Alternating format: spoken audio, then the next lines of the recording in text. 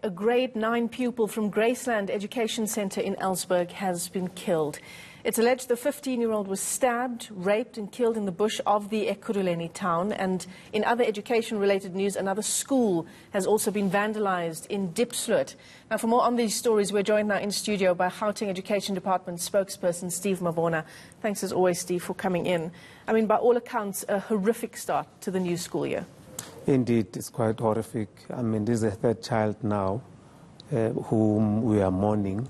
It's quite sad. I mean, the MEC had to visit the family, this afternoon, just to convey his sincere condolences and to assure them that in the event a school has Ed or the department officials, then he will then take a decisive action, because we had that a scholar transport that was scheduled to, fetch the learners at a certain time. Then it had a tendency of leaving early, which then led to most of the learners being left behind. So, which is quite a concern for us as a department. And the MEC raising that as a concern in sort of playing a part in the murder of this 15-year-old girl, is that what you're saying? Look, according to information at our disposal, these learners were left behind. I mean, if it's a scholar transport, it's known to arrive at a certain time and learners will be accustomed to that time. Now, if you decide to change the time, surely learners should be informed. And if it's only probably one or two learners that is late, it's understandable. But if it's a lot of them that are left behind because you have decided to change the time, we need to investigate that and check on what transpired, because they were left behind. Now, on their way back home, this learner happened to had a problem of, had a lot of books as per the peers, and was left behind. She indicated that, no, look, I'll find a way. I just want to fix my bag.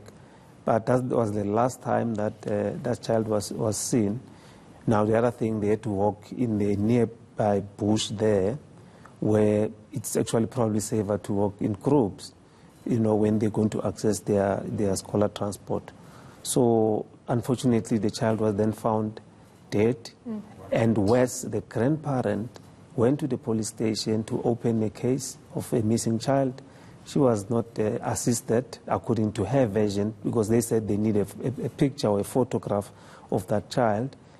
She had it on the cell phone, but she was not assisted. She went to the school to report it to the principal as well. Probably they confirmed that the learner was not there on Wednesday.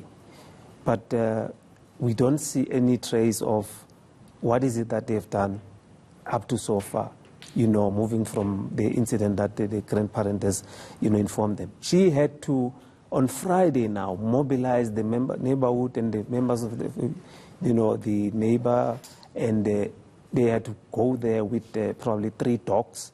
They had to search. And unfortunately, they found that gruesome, discovery. And they had to go back to the police station to say, indeed, we have found her body, and then you need to come. But really quite saddening. As a department, we are saddened by this. I mean, a third child that is passed on in a very horrific manner. And Steve, it brings to the fore again the issues that arose in the death, particularly of Enoch and Pianzi. As parents, we entrust our children, when they're going on an orientation camp, for example, when they're being picked up by learner transport, we are entrusting these organizations with the safety of our children, and negligence is creeping in more and more, and surely that's something that the MEC will be cracking down. Already he's done so with the suspension of the Parktown Boys principal.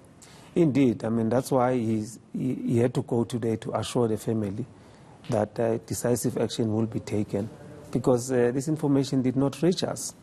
I mean, to an extent that the child was reported missing on Thursday already. The department does not know about it. So it's quite concerning, but where people are negligent, then necessary action must be taken. We're still waiting. He said he will release the report, penal report on the Laer school Beckers. And that's in the death of Kiamogetswe Seboko. Indeed. You're saying the MEC said he would release the report? He will release that report on Tuesday, but he wanted to interact with the family, provide that report to say this is what we have preliminary, so that action then must be taken. But moving forward, we'll give the law firm ample time for them to finish the report. Same with the Parktown Boys matter. We'll give them ample time to finish their work. We gave them 3 months next, understanding the complexity around these two cases. But in the event we have something tangible, we take action. Of course, also keeping in mind that the families would want some closure around these issues. Steve Mabona, as always, thanks very much for coming into studio. A difficult start to the school here around the country. That's Gauteng Education Department spokesperson.